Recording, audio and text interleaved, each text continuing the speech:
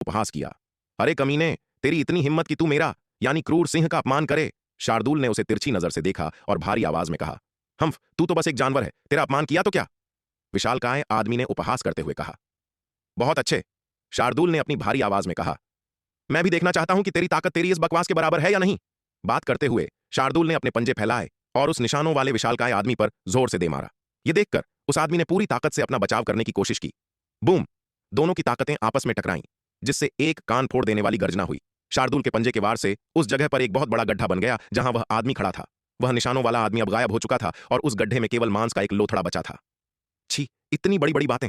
मुझे लगा था कि तू कोई बहुत ताकतवर बदमाश है, लेकिन तू तो कुछ भी नहीं निकला। एक ही वार में उस आदमी को मारने के बाद शार्दुल ने अपना पंजा हिलाया और तिरस्कार से कहा। यह देखकर युगांत और श्यामचंद्र संप्रदाय के सभी योद्धा हैरान रह गए। उनके चेहरे पीले पड़ गए। उन्होंने कभी नहीं सोचा था कि इस मूर्ख बाघ की ताकत इतनी खौफनाक हो सकती है। शुरू में जब उन्होंने शार्दुल, वान्या और आयु को आते देखा था तो उन्होंने राहत की सांस ली थी। आखिरकार उन तीनों में सबसे ताकतवर यह बाघ ही था जो केवल अमरलोक के दूसरे स्तर पर था। ऐसे तीन लोग उनका क्या ही बिगाड़ लेते। यही कारण था कि उस विशालकाय आदमी ने इतनी निडरता से शार्दुल को उकसाया था। उन्हें लगा था कि अमरलोक के दूसरे स्तर का एक साधारण बाघ चाहे कितना भी ताकतवर क्यों न हो, उनका कुछ नहीं कर सकता। लेकिन उन्हें क्या पता था कि इस मूर्ख बाघ की ताकत सच में इतनी खौफनाक होगी। वह निशानों वाला आदमी जो अमरलोक के छठे स्तर का एक सम्मानित विशेषज्ञ था, इस मूर्ख बाघ के एक ही पंजे से कुचलकर मांस का लोथड़ा बन गया था। इस मूर्ख बाघ की साधना शिखा शर्मा से भी एक स्तर कम थी, फिर भी इसकी ताकत कहीं ज्यादा भयानक थी। वे सोच भी नहीं पा रहे थे कि अमरलोक के दूसरे स्तर का एक साधारण बाघ इतनी खौफनाक ताकत कैसे रख सकता है। वनवीर के अलावा इस दुनिया में सच में एक और ऐसी खौफनाक प्रतिभा मौजूद थी। तो क्या तुम लोग खुद ही अपनी जान लेना पसंद करोगे या फिर शार्दुल को तुम्हें यमलोक भेजने का कष्ट करना पड़ेगा? एक ही वार में उस आदमी को मारने के बाद शार्दुल ने युगांत और बाकी लोगों को देखते हुए अपनी भारी गरजती हुई आवाज में कहा, शार्दुल जी, मैं अमर खड्ग संप्रदाय से हूं, श्यामचंद्र संप्रदाय का कोई योद्धा नहीं। शार्दुल की बातें सुनकर युगांत ने घबराते हुए कहा। शार्दुल की वह खौफनाक ताकत देखने के बाद, जिसने एक ही वार में उस आदमी को मार दिया था, युगांत के अंदर विरोध करने की हिम्मत ही नहीं बची थी। इस मूर्ख बाघ की ताकत इतनी भयानक थी कि वे सब मिलकर भी शायद इसका मुकाबला नहीं कर पाते। और तो और इस बाघ के बगल में खड़ी वह नाजुक सी बच्ची और वह खूबसूरत युवती की ताकत का तो अभी उन्हें अंदाजा भी नहीं था। स्थिति को निराशाजनक जानकर युगांत ने तुरंत खुद को श्यामचंद्र संप्रदाय से अलग करना शुरू कर दिया। तू अमर खड्ग संप्रदाय से है? यह सुनकर शार्दुल थोड़ा हैरान हुआ। बिल्कुल, युगांत ने जल्दी से सिर हिलाया। तू अमर खड्ग संप्रदाय से है, तो फिर इन श्यामचंद्र संप्रदाय के कचरे के साथ क्या कर रहा है? शार्दुल ने अपना प्यारा सा सिर झुकाया, उसे देखा और शक के साथ पूछा। अगर यह आदमी अमर खड्ग संप्रदाय से था तो वह उस पर हाथ नहीं उठा सकता था। आखिरकार स्वरा भी तो अमर खड्ग संप्रदाय से थी। अगर उसने अमर खड्ग संप्रदाय के किसी व्यक्ति पर हमला किया और स्वरा को पता चल गया तो वह उसे शायद ही छोड़ेगी। शार्दुल अभी भी स्वरा से बहुत डरता था। स्वरा के सामने उसके अंदर संघर्ष करने की जरा भी ताकत नहीं थी। स्वरा उसे एक ही झटके में आसानी से हरा सकती थी। स्वरा से कई बार मार खाने के बाद शार्दुल के मन में उसके प्रति एक गहरा खौफ बैठ गया था। शार्दुल जी, हमारा अमर खड्ग संप्रदाय भी वर्तमान में इन श्यामचंद्र संप्रदाय के कचरे का सफाया कर रहा है। मैं ऐसा इसलिए कर रहा हूं ताकि इन बीमारियों को जड़ से खत्म करना आसान हो सके।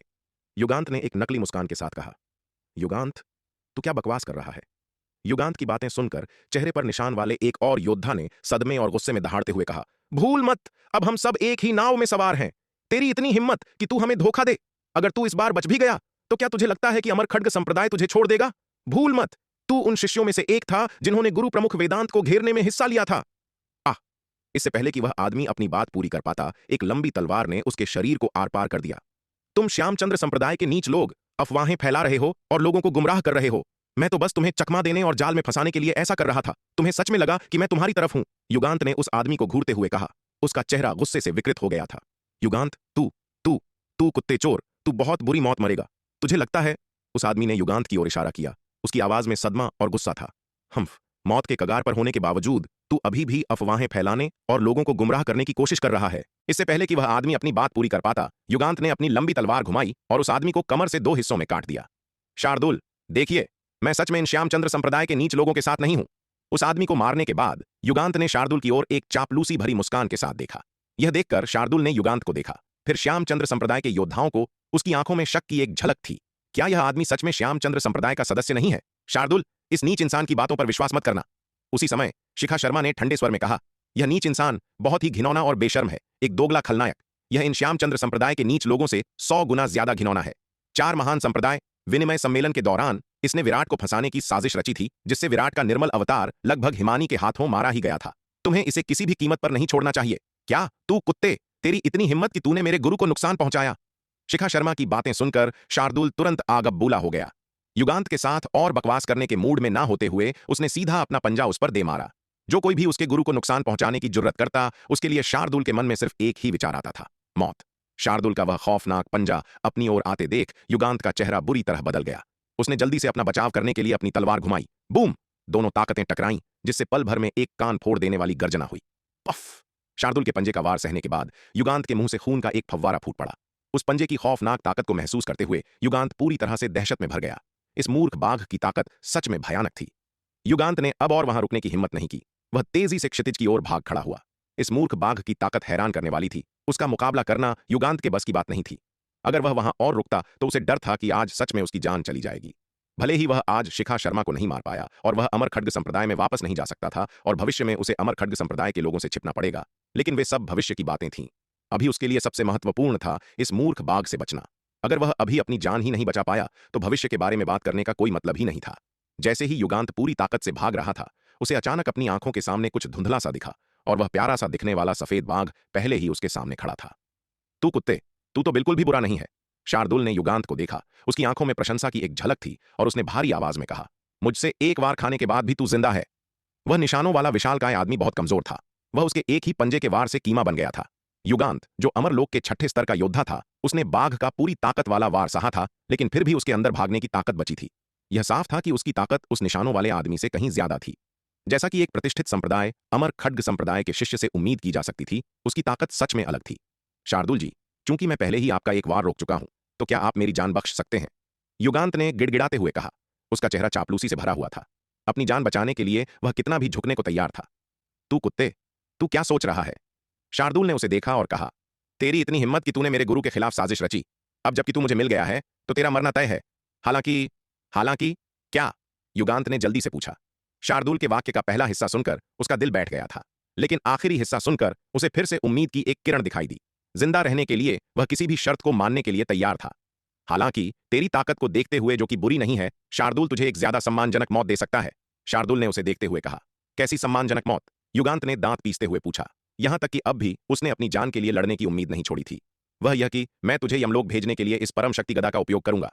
शार्दुल ने अपने पंजे फैलाए और उसके हाथ में एक बड़ा सा गदा आ गया, जिससे बहुत शक्तिशाली ऊर्जा निकल रही थी। बहुत कम योद्धा ही मेरी इस परम शक्ति गदा के वार से मर पाते हैं। तुझे यमलोक भेजने के लिए इस परम शक्ति गदा का इस्तेमाल करना तेरे लिए एक सम्मान की बात है, शार्दुल ने युगांत को देखते हुए कहा। हालांकि वह किसी हथियार के बिना भी युगांत को मार सकता था, लेकिन युगांत की ताकत अमरलोक के छठे स्तर के किसी साधारण योद्धा के बराबर नहीं थी। अगर वह युगांत से खाली हाथ लड़ता तो उसे मारने में कम से कम दर्जनों वार लग जाते। युगांत के अलावा अभी भी निपटने के लिए श्यामचंद्र संप्रदाय के कई योद्धा बचे थे। वह युगांत पर ज्यादा समय बर्बाद नहीं कर सकता था, वरना अगर वे श्यामचंद्र संप्रदाय के योद्धा भाग निकले तो बहुत बुरा होगा। उसने पहले ही कहा था कि अगर वह भविष्य में श्यामचंद्र संप्रदाय के किसी भी योद्धा से मिला तो वह उन्हें एक एक करके मार डालेगा। वह किसी भी हाल में श्यामचंद्र संप्रदाय के किसी भी योद्धा को अपनी नाक के नीचे से भागने नहीं दे सकता था। तू जानवर, क्या तुझे सच में लगता है कि तूने मुझे फंसा लिया है? शार्दुल की बातें सुनकर युगांत ने अपने दांत पीस लिए। शार्दुल की बातों ने उसकी भावनाओं को एक रोलर कोस्टर की तरह ऊपर नीचे कर दिया था। कभी उसे उम्मीद की एक किरण दिखाई देती तो कभी वह पूरी तरह से निराशा में डूब जाता। उसे लग रहा था जैसे यह मूर्ख बाघ उसके साथ खिलवाड़ कर रहा है। इस समय उसका दिल निराशा और गुस्से दोनों से भर गया था। जिंदा रहने के लिए उसके पास मौत से लड़ने के अलावा कोई चारा नहीं था। तू कुत्ते, मरने की कगार पर होकर भी तू अपने मालिक को गाली देने की जुर्रत करता है। युगांत की बातें सुनकर शार्दुल गुस्से में दहाड़ा। उसने अपनी परम शक्ति गदा घुमाई और उसे युगांत पर दे मारा। यह देखकर युगांत ने जल्दी से अपनी तलवार से वार को रोका। बूम! दोनों ताकतें टकराईं, जिससे एक कान फोड़ देने वाली गर्जना हुई। शार्दुल की अविश्वसनीय रूप से भारी गदा का वार खाकर युगांत का शरीर एक तोप के गोले की तरह पीछे की ओर उड़ गया। धड़! जब युगांत का शरीर अभी भी पीछे की ओर उड़ रहा था, उसके मुंह से खून का एक फव्वारा फूट पड़ा। गदा के सिर्फ एक वार ने ही उसे गंभीर रूप से घायल कर दिया था। इससे पहले कि वह संभल पाता, एक सफेद परछाई चमकी और फिर से उसके बगल में आ गई और गदा का एक और वार नीचे ले आई। इस बार युगांत के पास अपना बचाव करने का समय भी नहीं था। वह वार उसे सीधे तौर पर लगा। एक कान फोड़ देने वाली आवाज के साथ युगांत का शरीर आसमान से जमीन पर आ गिरा। बूम! जब उसका शरीर जमीन पर जोर से गिरा तो वहां एक बहुत बड़ा गड्ढा बन गया। इस वार ने युगांत को गंभीर रूप से घायल कर दिया था। वह गड्ढे के तल पर पड़ा था, मुश्किल से सांस ले पा रहा था और मौत की कगार पर था, लेकिन शार्दुल का उसे छोड़ने का कोई इरादा नहीं था। शार्दुल ने अपनी विशाल परम शक्ति गदा घुमाई, आसमान से नीचे आया और उसे फिर से युगांत पर दे मारा। बूम! गदा का वह वार खाने के बाद युगांत का शरीर मांस के एक लोथड़े में बदल गया और वह तुरंत और हमेशा के लिए मर गया। शार्दुल ने उसे गदा के सिर्फ 3 वार में खत्म कर दिया था। इस कमीने की जान बहुत सख्त थी। सच में मेरे गदा के 3 वार लगातार सह गया। बुरा नहीं, सच में बुरा नहीं। शार्दुल ने युगांत को देखा, जो अब मांस का एक लोथड़ा बन चुका था, और हैरानी से अपनी जीभ चटकाने लगा। शार्दुल, खेलना बंद करो, वो श्यामचंद्र संप्रदाय के योद्धा भागने वाले हैं। जैसे ही शार्दुल युगांत की लाश की जांच कर रहा था, दूर से वान्या की आवाज आई। आया, आया छोटी मालकिन, चिंता मत कीजिए, मैं आ रहा हूं। यह सुनकर शार्दुल ने जल्दी से कहा।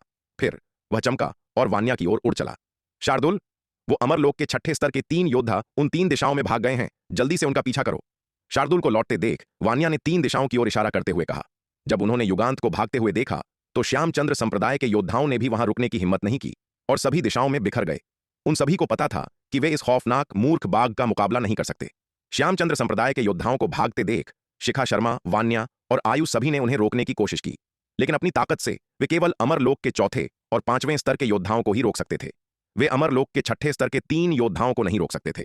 मैं अभी उनके पीछे जाता हूं, चिंता मत कीजिए छोटी मालकिन, वे भाग नहीं पाएंगे, शार्दुल ने कहा। इसके साथ ही वह चमका और एक दिशा में उड़ गया। शार्दुल ने अपनी शून्य चमक तकनीक का इस्तेमाल किया, जिससे उसकी गति चरम पर पहुंच गई।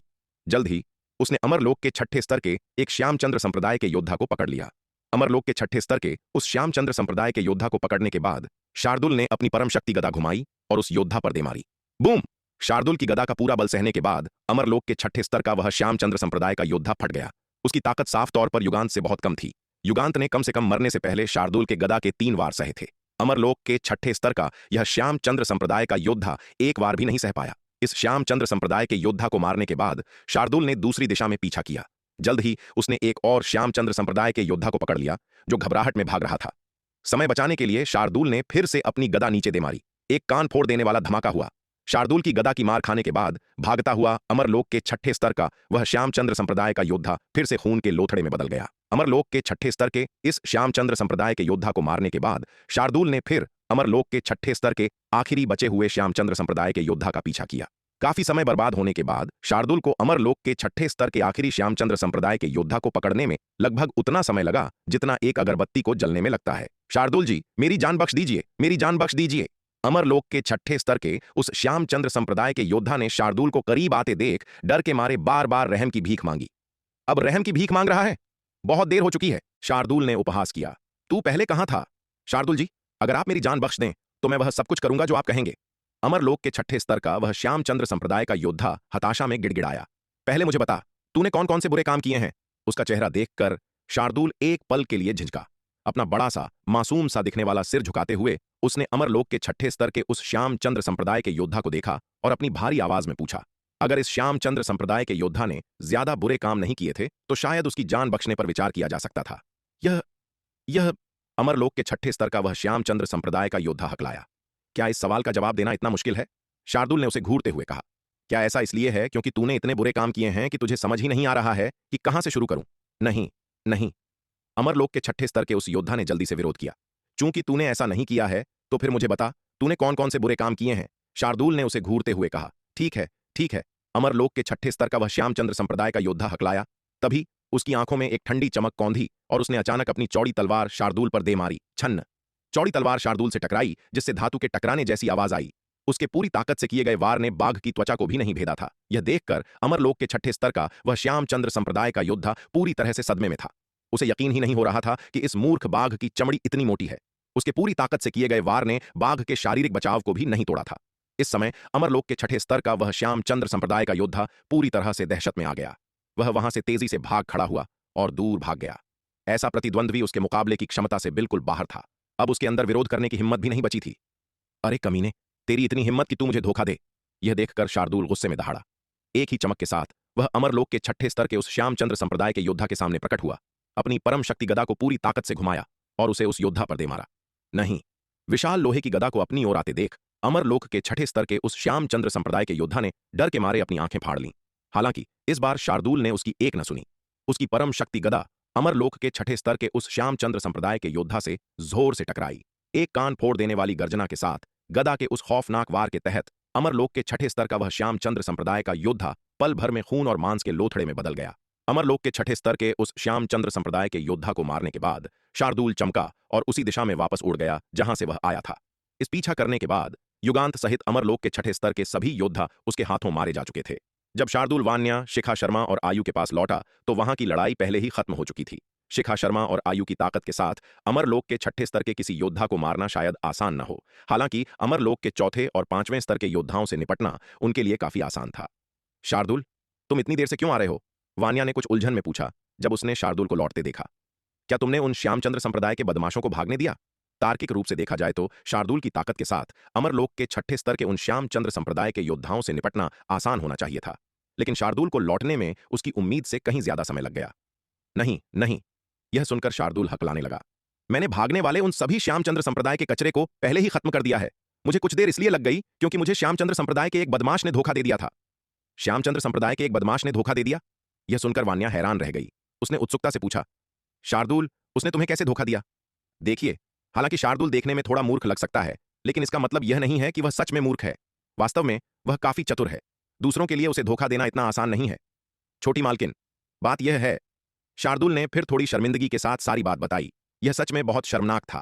वह वास्तव में इसके बारे में बात नहीं करना चाहता था, लेकिन चूंकि उसकी छोटी मालकिन ने पूछा था तो उसके पास सच बताने के अलावा कोई विकल्प नहीं था। वह वान्या के सामने कोई चाल चलने की हिम्मत नहीं कर सकता था। वान्या उसे बहुत अच्छी तरह जानती थी। उसके विचार उसके लिए पूरी तरह से पारदर्शी थे। शार्दुल, तुम श्यामचंद्र संप्रदाय के उन खलनायकों के साथ इतने विनम्र क्यों हो रहे हो? ये खलनायक ऐसे नीच लोग हैं जो मरने के लायक हैं। बस उन्हें मार डालो। उनसे बात करने में इतना समय क्यों बर्बाद करना? वान्या ने कुछ अवाक होते हुए कहा जब उसने शार्दुल की पूरी बात सुनी। उसने कभी नहीं सोचा था कि शार्दुल इतनी बुनियादी गलती करेगा। छोटी मालकिन, मैं बस यह सोच रहा था कि अगर हम किसी को जिंदा पकड़ लें तो हम उससे श्यामचंद्र संप्रदाय के रहस्यों के बारे में और जानकारी प्राप्त कर सकते हैं। शार्दुल ने एक नकली मुस्कान के साथ कहा। श्यामचंद्र संप्रदाय के योद्धा की जान बख्शने का कारण वास्तव में उससे संप्रदाय के बारे में और जानकारी निकालना ही था। जब वह विराट के अधीन सेवा करता था तो विराट अक्सर ऐसा ही करता था। ऐसे दुश्मनों के लिए जिनके अपराध मृत्युदंड के लायक नहीं थे, अगर वे सच में पश्चाताप करते थे और उसकी सेवा करने के लिए तैयार होते थे तो विराट आमतौर पर उनकी जान बख्श देता था, उन्हें अपने पापों का प्रायश्चित करने का मौका देता था। बेशक अगर दूसरे पक्ष ने बहुत सारे अपराध किए थे और मरने के लायक एक बदमाश था तो विराट उनका आत्मसमर्पण स्वीकार नहीं करता था, बल्कि सीधे उनके अंदर झांक कर जानकारी प्राप्त करता था और उन्हें यमलोक भेज देता था।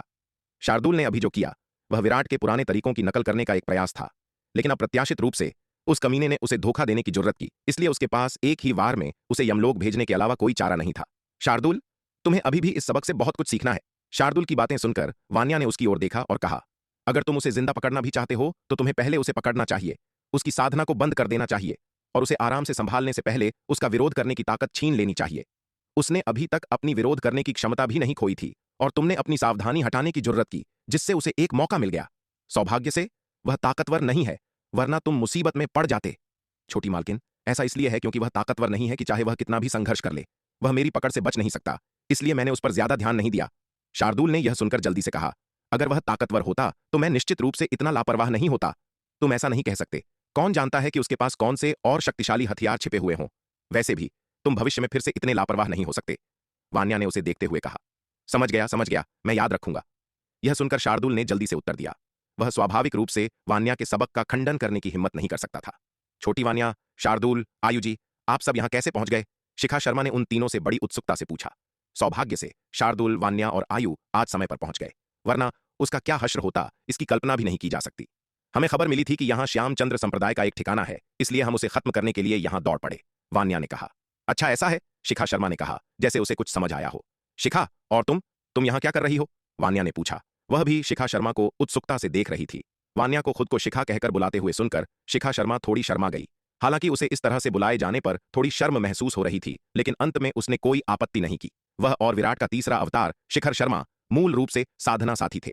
4 महान संप्रदाय विनिमय सम्मेलन के दौरान जब विराट का निर्मल अवतार युगांत के जाल में फंस गया था और गलती से अमर खड्ग सरोवर के वर्जित क्षेत्र में प्रवेश कर गया था, उस समय उसने आगे बढ़कर विराट के निर्मल अवतार की साधना साथी बनने की पहल की थी। अब नाम के लिए वह पहले ही विराट के निर्मल अवतार की साधना साथी बन चुकी थी और वान्या का उसे छोटी मां कहना पूरी तरह से जायज था। हमें भी खुफिया जानकारी मिली थी कि इस इलाके में श्यामचंद्र संप्रदाय का एक ठिकाना है, इसलिए हम और अमर खड्ग संप्रदाय से हमारे साथी शिष्य उसे खत्म करने के लिए यहां आए थे, शिखा शर्मा ने कहा। लेकिन अप्रत्याशित रूप से उस कमीने युगांत ने श्यामचंद्र संप्रदाय को पहले ही खबर दे दी, उन्हें हमारे अभियान के बारे में बता दिया और यहां एक जाल बिछा दिया। हम उनके जाल में फंस गए और सबसे बुरी बात यह हुई कि युगांत ने आखिरी समय में हमें धोखा दे दिया, हमारे साथी शिष्यों की पीठ में छुरा घोंपा, जिसके परिणाम स्वरूप हमारे अमर खड्ग संप्रदाय के सदस्यों को भारी नुकसान उठाना पड़ा। सौभाग्य से तुम समय पर पहुंच गई, वरना मैं भी उनके चंगुल से बच नहीं पाती। शिखा, क्या तुम्हारा अमर खड्ग संप्रदाय भी श्यामचंद्र संप्रदाय का सफाया करने के अभियान में शामिल हो गया है? शिखा शर्मा की बातें सुनने के बाद वान्या ने उत्सुकता से पूछा। उसे जो खुफिया जानकारी पता थी उसके अनुसार वह केवल इतना जानती थी कि श्रवण वर्षा विद्यापीठ ने श्यामचंद्र संप्रदाय के खिलाफ एक भयंकर आक्रमण शुरू कर दिया है। श्रवण वर्षा विद्यापीठ ने पूरे दक्षिणी स्वर्ग महाद्वीप में श्यामचंद्र संप्रदाय की ताकतों का सफाया करने के लिए बड़ी संख्या में अपने बेहतरीन योद्धाओं को जुटाया था, लेकिन उसे यह नहीं पता था कि अमर खड्ग संप्रदाय भी इस अभियान में शामिल हो गया है। हाँ, शिखा शर्मा ने सिर हिलाया और कहा, हमारे अमर खड्ग संप्रदाय ने भी श्यामचंद्र संप्रदाय के खिलाफ इस अभियान में शामिल होने के लिए बड़ी संख्या में बलों को जुटाया है। फिर उसने वान्या को अमर खड्ग संप्रदाय की कार्रवाइयों के बारे में बताया। वान्या, शार्दुल और आयु सभी पूरी तरह से भरोसेमंद लोग थे, इसलिए उसे स्वाभाविक रूप से उनसे यह जानकारी छिपाने की आवश्यकता नहीं थी। अच्छा ऐसा है? शिखा शर्मा की व्याख्या सुनने के बाद वान्या ने सिर हिलाया। शार्दुल, आयु, ऐसा लगता है कि पिताजी सही थे। हमारा खुफिया नेटवर्क अभी भी उतना अद्यतित नहीं है। इतनी महत्वपूर्ण जानकारी और हमें अभी भी इसके बारे में नहीं पता है। वान्या ने शार्दुल और आयु को देखते हुए कहा। छोटी वान्या, तुम क्या बात कर रही हो? कैसा खुफिया नेटवर्क? वान्या की बातें सुनकर शिखा शर्मा उत्सुकता से पूछे बिना नहीं रह सकी। बात यह है कि पिताजी ने हमें दक्षिणी स्वर्ग महाद्वीप में तलवार संप्रदाय के लिए एक खुफिया नेटवर्क स्थापित करने के लिए कहा है, ताकि हम वहां की स्थिति पर नजर रख सकें। शिखा शर्मा का सवाल सुनकर वान्या एक पल के लिए झिझकी, लेकिन अंत में सच बता दिया। शिखा शर्मा, उसके पिता विराट की महिलाओं में से एक होने के नाते भरोसेमंद होनी चाहिए। उसे यह बात छिपाने की कोई जरूरत नहीं थी। आखिरकार तलवार संप्रदाय में बहुत से लोग उसके दक्षिणी स्वर्ग महाद्वीप में एक खुफिया नेटवर्क स्थापित करने के बारे में जानते थे। इसके अलावा तलवार संप्रदाय के कई सदस्य इस प्रयास में शामिल हुए थे। उपाध्यक्ष दिवाकर, रणविजय, एल्डर दुष्यंत, एल्डर रोहन, हिमशिखा और वैदेही जैसे लोग उसकी सहायता के लिए दक्षिणी स्वर्ग महाद्वीप आ चुके थे। चूंकि विराट के स्वर्ण नाग अवतार ने चक्र महाद्वीप में गजासुर की अंधकार दानव सेना को खत्म करने के लिए तलवार संप्रदाय की सेना का नेतृत्व किया था, इसलिए तिमिर मंडल का पूर्वी क्षेत्र अनिवार्य रूप से तलवार संप्रदाय के हाथों में आ गया था। वर्तमान में पूर्वी तिमिर मंडल में कोई बड़ी लड़ाई नहीं चल रही थी, इसलिए शक्ति सिंधु महाद्वीप के विशेषज्ञ जैसे कि उपाध्यक्ष दिवाकर, रणविजय, एल्डर दुष्यंत, एल्डर रोहन, हिमशिखा और वैदेही दक्षिणी स्वर्ग महाद्वीप की ओर उमड़ पड़े। वे वान्या के नीलिमाया मंडप में शामिल हो गए और युद्ध के गुण अर्जित करने के लिए उसके लिए काम करने लगे। इस मामले में वान्या काफी उदार थी। उनके कार्यों को पूरा करने के पुरस्कार बहुत ही पर्याप्त थे। इसने तलवार संप्रदाय के कई विशेषज्ञों को वान्या के सहायकों के रूप में काम करने के लिए बहुत इच्छुक बना दिया। कुछ लोगों के दिमाग में वान्या की प्रतिष्ठा तलवार संप्रदाय के वास्तविक नियंत्रक विराट से भी अधिक थी। आखिरकार पिछले कुछ वर्षों में विराट एक ऐसा प्रबंधक रहा था जो खुद काम करने के बजाय दूसरों को काम सौंपता था। तलवार संप्रदाय के मामलों को यामिनी, शालिनी, निहारिका, शुभांगी, जनरल रिया, सेनापति समीर, उपाध्यक्ष दिवाकर और वान्या पर छोड़ देता था, जबकि वह खुद या तो एकांतवास में रहता था या यात्रा करता था। तलवार संप्रदाय के योद्धाओं ने शायद ही कभी विराट को देखा था। वान्या के विपरीत, जो अक्सर तलवार संप्रदाय के कई योद्धाओं के साथ घुलती मिलती थी, तलवार संप्रदाय के कई महत्वपूर्ण हस्तियों के साथ उसके बेहद करीबी संबंध थे। अगर वह तलवार संप्रदाय का वास्तविक नियंत्रण छीनना चाहती तो वह शायद एक ही बुलावे पर कई अनुयायियों को इकट्ठा कर सकती थी। तुम दक्षिणी स्वर्ग महाद्वीप में तलवार संप्रदाय के लिए एक खुफिया नेटवर्क बनाना चाहती हो? वान्या की व्याख्या सुनने के बाद शिखा शर्मा भी हैरान रह गई। बुरा नहीं है, वान्या ने सिर हिलाया और कहा। हालांकि यह मामला अभी खत्म होने से बहुत दूर है। मैं अभी भी इसे स्थापित करने पर काम कर रही हूं। छोटी वान्या, कैसा रहेगा अगर मैं भी तुम्हारे अभियान में शामिल हो जाऊं? शिखा शर्मा ने कुछ देर सोचा, फिर वान्या को देखा और कहा, शिखा, तुम भी हमारे अभियान में शामिल होना चाहती हो? यह सुनकर वान्या हैरान रह गई। हाँ, शिखा शर्मा ने कहा, मैं अब अमर खड्ग संप्रदाय के गुरु प्रमुख वेदांत की व्यक्तिगत शिष्य हूं और संप्रदाय में मेरा रुतबा भी कम नहीं है। मैं अमर खड्ग संप्रदाय के भीतर एक खुफिया नेटवर्क स्थापित करने में तुम्हारी मदद कर सकती हूं, ताकि तुम समय पर संप्रदाय के बारे में जानकारी प्राप्त कर सको। शिखा, क्या यह सच में एक अच्छा विचार है? क्या होगा अगर किसी को पता चल गया कि तुम क्या कर रही हो? क्या तुम मुसीबत में नहीं पड़ जाओगी? शिखा शर्मा की बातें सुनकर वान्या झिझकी और बोली, इससे क्या मुसीबत हो सकती है? यह सुनकर शिखा शर्मा हंस पड़ी। मैं अमर खड्ग संप्रदाय को नुकसान पहुंचाने के लिए कुछ नहीं कर रही हूं। अगर लोगों को पता भी चल जाए तो वे मेरा कुछ नहीं बिगाड़ेंगे। इसके अलावा मैं अमर खड्ग संप्रदाय के भीतर एक खुफिया नेटवर्क स्थापित कर रही हूं। वे मुझे तभी रिपोर्ट करते हैं जब उनके पास कोई खबर होती है, और फिर मैं तुम्हारे साथ महत्वपूर्ण जानकारी साझा करती हूं। मैं उन्हें तुमसे सीधे संपर्क नहीं करने देती। इस तरह भले ही इन खुफिया कर्मियों को यह न पता हो कि वे अंततः किसके लिए काम कर रहे हैं, भले ही दूसरों को पता चल जाए कि मैं एक खुफिया नेटवर्क बना रही हूं, तो वे यही सोचेंगे कि मैं अपना खुद का गुट बना रही हूं, जो कि अमर खड्ग संप्रदाय में काफी सामान्य बात है। अमर खड्ग संप्रदाय में हर महत्वपूर्ण व्यक्ति का अपना शक्ति आधार होता है। इसके अलावा मैं अभी भी गुरु प्रमुख की शिष्य हूं। इसलिए छोटी वान्या, तुम इस बारे में निश्चिंत रह सकती हो। मेरी चिंता मत करो। ठीक है, उस स्थिति में मैं यह काम तुम पर छोड़ती हूं। शिखा शर्मा की बातें सुनकर वान्या आखिरकार मान गई। शिखा, अगर तुम्हें किसी मदद की जरूरत हो तो बस एक बार कह देना। चाहे तुम्हें औषधियों की जरूरत हो, जादुई हथियारों की या आध्यात्मिक ताबीजों और व्यूहों की, मैं उन्हें तुम्हारे लिए लाने की पूरी कोशिश करूंगी। वान्या ने शिखा शर्मा से कहा।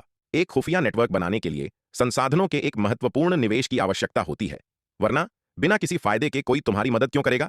समझ गई, अगर मुझे किसी चीज की जरूरत होगी तो मैं मांग लूंगी। शिखा शर्मा मुस्कुराई। हालांकि फिलहाल मेरे पास खजानों और संसाधनों की कोई कमी नहीं है। आखिरकार मुझे पूरा सप्त खड्ग अमर भवन मिल गया है। इसके अलावा विराट का निर्मल अवतार अमर खड्ग संप्रदाय से निकलने से पहले उसने भी मुझे काफी खजाने और संसाधन दिए थे। ये चीजें मेरे लिए लंबे समय तक उपयोग करने के लिए पर्याप्त हैं।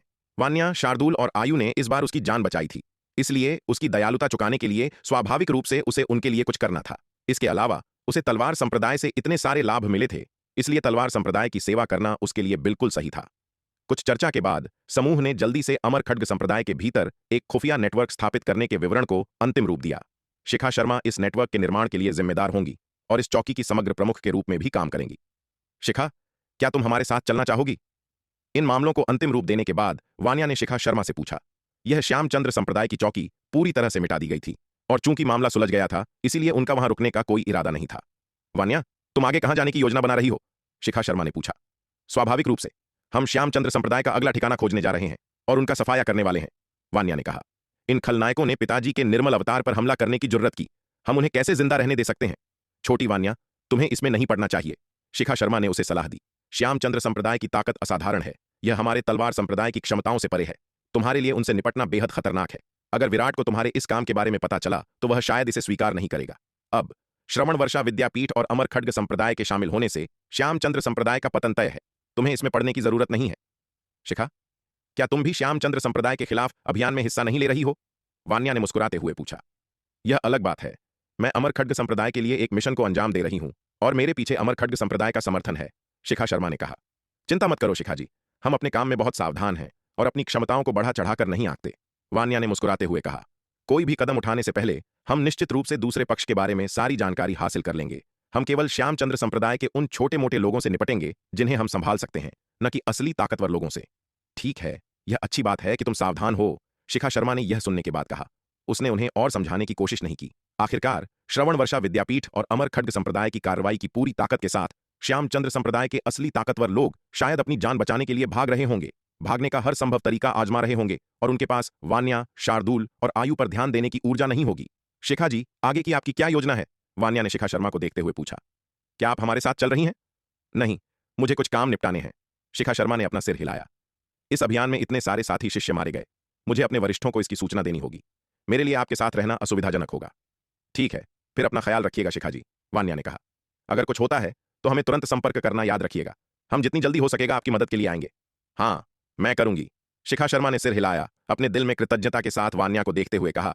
छोटी वान्या, तुम्हारा बहुत बहुत धन्यवाद, आप बहुत दयालु हैं शिखा जी, हम सब एक परिवार हैं, इतनी औपचारिकता की कोई जरूरत नहीं है, वान्या ने प्यार से मुस्कुराते हुए कहा। छोटी वान्या, तुम बहुत अच्छी हो। यह सुनकर शिखा शर्मा वान्या को गले लगाने से खुद को नहीं रोक पाई, उसका चेहरा स्नेह से भरा हुआ था। इसमें कोई शक नहीं कि वान्या तलवार संप्रदाय में इतनी लोकप्रिय क्यों थी। भले ही विराट की कई महिलाओं का यामिनी के साथ मनमुटाव था, लेकिन इसने वान्या के प्रति उनके स्नेह को बिल्कुल भी प्रभावित नहीं किया था। यह सचमुच इसलिए था क्योंकि वान्या बहुत समझदार और बहुत प्यारी थी। ही, शिखा जी भी बहुत अच्छी हैं, वान्या खिलखिलाकर हंसी। कुछ देर शिखा शर्मा से बातचीत करने के बाद उसने शिखा शर्मा को विदाई दी और शार्दूल और आयु के साथ वहां से चली गई। वान्या, शार्दूल और आयु के जाने के बाद शिखा शर्मा ने अपना संचार टोकन निकाला और अमर तपस्वी स्वयंभू को जो कुछ हुआ था उसकी सूचना दी। इस बार अमर खड्ग संप्रदाय के इतने सारे योद्धा मारे गए थे। श्यामचंद्र संप्रदाय के ठिकाने को घेरने में भाग लेने वाले अमर खड्ग संप्रदाय के सभी योद्धाओं में से केवल वही बची थी। उसे स्वाभाविक रूप से अमर खड्ग संप्रदाय को इसके बारे में स्पष्टीकरण देना था। बेशक उसने केवल अमर खड्ग संप्रदाय के योद्धाओं और श्यामचंद्र संप्रदाय के बीच की लड़ाई और युगांत के विश्वासघात के बारे में बात की। उसने वान्या, शार्दूल और आयु के बारे में एक शब्द भी नहीं कहा। लोहित मंडल, लोहित महाद्वीप, विराट जी, आखिरकार मैंने आपको फिर से देख ही लिया, आप कैसे हैं? कुणाल ने उत्साह से भरे चेहरे के साथ विराट को देखा। कुणाल जी, बहुत समय हो गया आपसे मिले हुए। विराट ने अपने हाथ जोड़कर प्रणाम किया और मुस्कुराया। विराट को प्रणाम करने के बाद कुणाल ने स्वरा को प्रणाम किया। प्रणाम स्वरा जी। कुणाल जी, स्वरा ने प्रणाम का उत्तर दिया। कुणाल को स्वरा को इस तरह संबोधित करते हुए सुनकर विराट एक पल के लिए दंग रह गया। फिर उसे याद आया कि उसने और स्वरा ने कुणाल के सामने साधना साथी होने का नाटक किया था। कुणाल जी, तेजस महाद्वीप में मेरी पत्नी की जान बचाने में मदद के लिए आपका धन्यवाद, विराट ने कृतज्ञता के साथ कुणाल को देखते हुए कहा।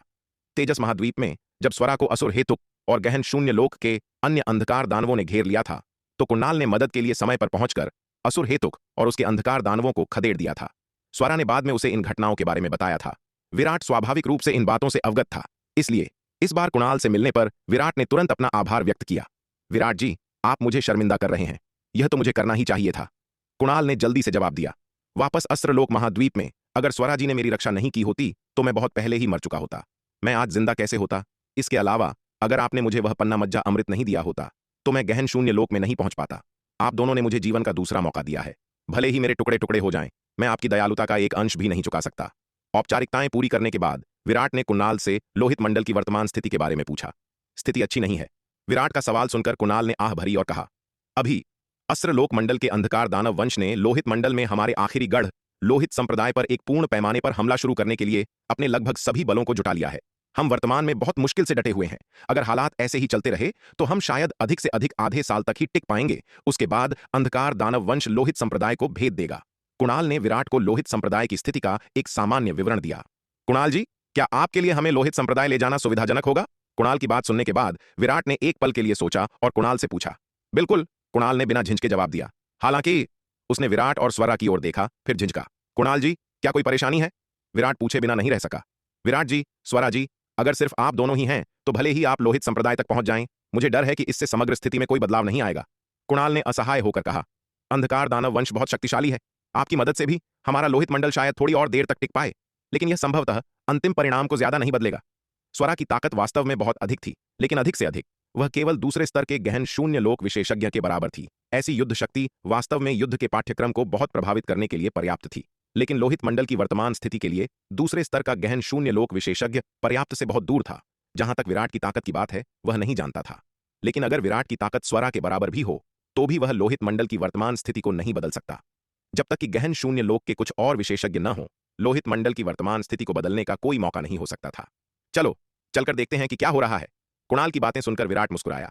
इसके अलावा हम अंधकार दानव वंश से सीधे टकराने नहीं जा रहे हैं। शायद हम अंधकार दानव वंश के आक्रमण को तोड़ने के लिए दूसरे तरीकों का इस्तेमाल कर सकें, कौन जाने। ठीक है, यह सुनकर कुणाल ने सिर हिलाया। फिलहाल वह केवल विराट की बात ही सुन सकता था, क्योंकि विराट और स्वरा को उनके लोहित मंडल की आखिरी उम्मीद कहा जा सकता था। फिर कुणाल के नेतृत्व में विराट और स्वरा लोहित संप्रदाय की ओर चल पड़े। जहां तक उस हरित बालक का सवाल है, वह पहले ही एक जंग लगी टूटी हुई तलवार में बदल चुका था, जिसे विराट ने अपनी कमर से लटका लिया था। दक्षिणी महाद्वीप। शिखा शर्मा की रिपोर्ट मिलने के तुरंत बाद अमर तपस्वी स्वयंभू वहां दौड़े चले आए। घटनास्थल का मुआयना करने के बाद उन्होंने शिखा शर्मा को देखा और पूछा, शिखा, क्या तुमने इन सभी श्यामचंद्र संप्रदाय के योद्धाओं के साथ साथ युगांत को भी मार दिया? क्या शिखा शर्मा सच में श्यामचंद्र संप्रदाय के इतने सारे विशेषज्ञों को अकेले ही मार सकती थी? इसके अलावा श्यामचंद्र संप्रदाय के इन विशेषज्ञों में युगांत सहित कुल मिलाकर अमरलोक के 6ठे स्तर के 5 योद्धा थे। शिखा शर्मा की ताकत के साथ इतने सारे विशेषज्ञों को मारने की बात तो दूर, उनके घेरे से अपनी जान बचाकर भागना ही उनके लिए अविश्वसनीय रूप से कठिन था। आखिरकार इस दुनिया में हर कोई वनवीर तो नहीं है। हाँ, शिखा शर्मा ने कहा। वह स्वाभाविक रूप से शार्दूल, वान्या और आयु को फंसा नहीं सकती थी, इसलिए वह सारा दोष केवल अपने ऊपर ही ले सकती थी। शिखा, मुझे उम्मीद है कि तुम ईमानदारी से कबूल करोगी कि क्या तुमने इन श्यामचंद्र संप्रदाय के योद्धाओं को, जिसमें युगांत भी शामिल है, अकेले ही मारा है? अमर तपस्वी स्वयंभू ने उसे घूरते हुए बहुत ही गंभीरता से पूछा। श्यामचंद्र संप्रदाय के इन योद्धाओं के घाव स्पष्ट रूप से एक व्यक्ति द्वारा नहीं दिए गए थे। कुछ वास्तव में शिखा शर्मा की सप्त परम खड्ग विद्या और अमर खड्ग विद्या द्वारा छोड़े गए थे, लेकिन अन्य स्पष्ट रूप से शिखा शर्मा द्वारा नहीं दिए गए थे। विशेष रूप से युगांत की लाश, जो कीमा बन चुकी थी। यह स्पष्ट रूप से एक हथौड़े के आकार के हथियार का उपयोग करने के कारण हुई चोट थी, और इतनी शक्तिशाली और भारी चाल अमर खड्ग संप्रदाय की तलवारबाजी की विशेषता बिल्कुल नहीं थी। जो कोई भी मूर्ख नहीं था वह जानता था कि युगांत को शिखा शर्मा ने नहीं मारा था। युगांत को मारने वाला कोई और ही होगा, और शिखा शर्मा ने वास्तव में उनके सामने झूठ बोलने की जुर्रत की, जैसे कि उसे लगता हो कि वे कोई मूर्ख हैं। मैंने उसे अकेले ही मारा है। अमर तपस्वी स्वयंभू का सवाल सुनकर शिखा शर्मा ने बड़ी दृढ़ता के साथ कहा। शिखा शर्मा के दृढ़ रूप को देखकर अमर तपस्वी स्वयंभू अपना माथा रगड़ने लगे। उन्हें सिर दर्द महसूस होने लगा। अगर अमर खड्ग संप्रदाय का कोई अन्य शिष्य उनके सामने इस तरह से उन्हें धोखा देने की जुर्रत करता तो उन्होंने उसे बहुत पहले ही थप्पड़ मार दिया होता। वह अमर खड्ग संप्रदाय का एक प्रतिष्ठित एल्डर और गहन शून्य लोक का एक विशेषज्ञ इस तरह के मजाक को कैसे बर्दाश्त कर सकता है? लेकिन दुर्भाग्य से शिखा शर्मा अमर खड्ग संप्रदाय की कोई साधारण शिष्य नहीं थी। वह गुरु प्रमुख वेदांत की व्यक्तिगत शिष्य थी। वह शिखा शर्मा के प्रति जल्दबाजी में कोई कदम उठाने की हिम्मत नहीं कर सकते थे। शिखा, अगर तुम ईमानदारी से सच नहीं बताओगी तो मैं तुम्हें बेदाग साबित नहीं कर पाऊंगा। अमर तपस्वी स्वयंभू ने असहाय होकर शिखा शर्मा को देखते हुए कहा। श्यामचंद्र संप्रदाय के ठिकाने का सफाया करने के अभियान में भाग लेने वाले अमर खड्ग संप्रदाय के शिष्यों में से केवल शिखा शर्मा ही बची थी। हालांकि शिखा शर्मा ने दावा किया कि युगांत ने जाल बिछाने के लिए श्यामचंद्र संप्रदाय के साथ मिली भगत की और अमर खड्ग संप्रदाय को धोखा दिया, जिसके कारण अमर खड्ग संप्रदाय के शिष्यों का पूरी तरह से सफाया हो गया। यह केवल शिखा शर्मा का ही पक्ष था। इस मामले में बहुत सारे संदेहास्पद बिंदु थे। तथ्यों को स्पष्ट किए बिना शिखा शर्मा के पास खुद को निर्दोष साबित करने का कोई तरीका नहीं होगा। कौन जाने कि क्या युगांत ने अमर खड्ग संप्रदाय के शिष्यों को मारने के लिए श्यामचंद्र संप्रदाय के योद्धाओं के साथ मिली भगत की थी, या क्या उसने खुद अपने साथी शिष्यों को मारने के लिए श्यामचंद्र संप्रदाय के योद्धाओं के साथ मिली भगत की थी। अब जबकि बाकी सभी शिष्य मर चुके हैं, जिसमें युगांत भी शामिल है जो कुचलकर कीमा बन चुका है, कुछ भी सत्यापित करने का कोई तरीका नहीं है। शिखा शर्मा, जो एकमात्र जीवित बची है, मुख्य संदिग्ध बन गई है। एल्डर स्वयंभू, मैंने जो कहा वह सच है। एल्डर स्वयंभू की बातें सुनकर शिखा शर्मा ने वहीं रुख बनाए रखा। एल्डर स्वयंभू निशब्द रह गए। यह लड़की इतनी जिद्दी क्यों थी? असहाय होकर एल्डर स्वयंभू को अपना संचार टोकन निकालना पड़ा और गुरु प्रमुख वेदांत से संपर्क करना पड़ा और उन्हें इस मामले की रिपोर्ट करनी पड़ी। इस मामले में गुरु प्रमुख वेदांत की व्यक्तिगत शिष्य शिखा शर्मा शामिल थी और उन्होंने इसे अपने दम पर संभालने की हिम्मत नहीं की। उन्हें आगे कैसे बढ़ना है, इस पर गुरु प्रमुख वेदांत से सलाह लेने की आवश्यकता थी। अन्यथा अगर उन्होंने स्थिति को गलत तरीके से संभाला और गुरु प्रमुख वेदांत को नाराज कर दिया तो वे गहरी मुसीबत में पड़ जाएंगे। स्वयंभू, तुम्हारा क्या मतलब है? क्या तुम्हें लगता है कि मेरे शिष्य ने एक साथी शिष्य को फंसाने के लिए श्यामचंद्र संप्रदाय के योद्धाओं के साथ मिली भगत की है? अमर तपस्वी स्वयंभू की बात सुनने के बाद गुरु प्रमुख वेदांत तुरंत आगा बबूला हो गए। गुरु प्रमुख जी, मेरा यह मतलब नहीं था। अमर तपस्वी स्वयंभू यह सुनकर ठंडे पसीने से भीग गए और उन्होंने जल्दी से समझाने की कोशिश की। अगर तुम्हारा यह मतलब नहीं था तो तुम्हारा क्या मतलब है? गुरु प्रमुख वेदांत ने डांटते हुए कहा। क्या शिखा ने इस मामले को बहुत स्पष्ट रूप से नहीं समझाया? तुम अभी भी क्या बकवास कर रहे हो? लेकिन गुरु प्रमुख जी, इस मामले में बहुत सारे संदेहास्पद बिंदु हैं। अमर तपस्वी स्वयंभू ने अपने माथे से ठंडा पसीना पोंछा और एक फीकी मुस्कान के साथ कहा, संदेहास्पद बिंदु? कौन से संदेहास्पद बिंदु? मुझे तो कोई संदेहास्पद बिंदु नहीं दिखता। गुरु प्रमुख वेदांत ने गुस्से में कहा। यह सुनकर अमर तपस्वी स्वयंभू निशब्द रह गए। इस मामले में संदेहास्पद बिंदु इतने स्पष्ट थे कि जो मूर्ख नहीं था वह भी उन्हें देख सकता था। लेकिन गुरु प्रमुख वेदांत शिखा शर्मा की तरह खुलेआम झूठ बोल रहे थे। वह वास्तव में इस गुरु और शिष्य के कार्यों पर अवाक थे। गुरु प्रमुख जी, हमें इस मामले को कैसे संभालना चाहिए? अमर तपस्वी स्वयंभू ने जबरदस्ती मुस्कुराते हुए पूछा। क्या मुझे तुम्हें यह सिखाने की जरूरत है कि इसे कैसे संभालना है? गुरु प्रमुख वेदांत ने डांटा। स्वयंभू, अगर तुम इतना छोटा सा काम भी नहीं संभाल सकते तो तुम अमर खड्ग संप्रदाय के एल्डर के पद से इस्तीफा क्यों नहीं दे देते? बस अपने पुराने रूप में वापस जाओ, एक पत्थर का टुकड़ा लो और उस पर अपना सिर फोड़ लो। हाँ, मैं निश्चित रूप से इस मामले को अच्छी तरह संभालूंगा। गुरु प्रमुख वेदांत की बातें सुनकर अमर तपस्वी स्वयंभू ने अपने माथे से ठंडा पसीना पोंछा और बार बार कहा।